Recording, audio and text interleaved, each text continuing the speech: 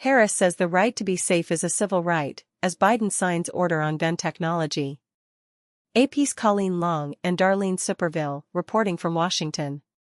Vice President Kamala Harris said Thursday she believes the right to be safe is a civil right, and that means a right to live free from gun violence, as President Joe Biden signed an executive order that seeks to restrict new technologies that make guns easier to fire and obtain. It is a false choice to suggest you are either in favor of the Second Amendment, or you want to take everyone's guns away, Harris said during an East Room event. I am in favor of the Second Amendment and I believe we need to reinstate the assault weapons ban. Harris said the American people have a right to live, work, worship and learn without fear of violence, including gun violence. The Democratic nominee for president leads the first-ever White House Office of Gun Violence Prevention, which aims to curb violence, help communities recover from the trauma of that violence and coordinate the federal response. But Harris often says during campaigning that she's a gun owner and insists she doesn't want to take weapons away from responsible firearms owners. The president sat down as a crowd gathered around him to sign the order, then he handed the pen to Harris.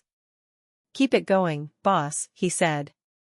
The order directs the president's staff to research how active shooter drills may cause trauma to students and educators in an effort to help schools create drills that maximize effectiveness and limit harm.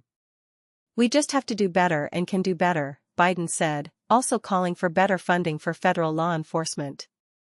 "Never thought I'd have to sign something like this, but we do." The order also establishes a task force to investigate the threats posed by machine gun conversion devices, which can turn a semi-automatic pistol into a fully automatic firearm, and will look at the growing prevalence of 3D printed guns, which are printed from an internet code, are easy to make and have no serial numbers so law enforcement can't track them. The task force has to report back in 90 days, not long before Biden is due to leave office. The president has promised he and his administration will work through the end of the term, focusing on the issues most important to him. Curbing gun violence has been at the top of the 81-year-old president's list. He often says he has consoled too many victims and traveled to the scenes of too many mass shootings. Biden was instrumental in the passage of gun safety legislation and has sought to ban assault weapons. But there's more to do, he says, and he'll continue to work after he leaves office. "It's time we establish universal background checks and require safe storage of firearms," Biden said. "Start holding parents accountable for being negligent." Overall, stricter gun laws are desired by a majority of Americans, regardless of what the current gun laws are in their state. That desire could be tied to some Americans' perceptions of what fewer guns could mean for the country, namely, fewer mass shootings. Gun violence continues to plague the nation. 4 people were killed and 17 others injured when multiple shooters opened fire Saturday at a popular nightlife spot in Birmingham, Alabama, in what police described as a targeted hit on one of the people killed.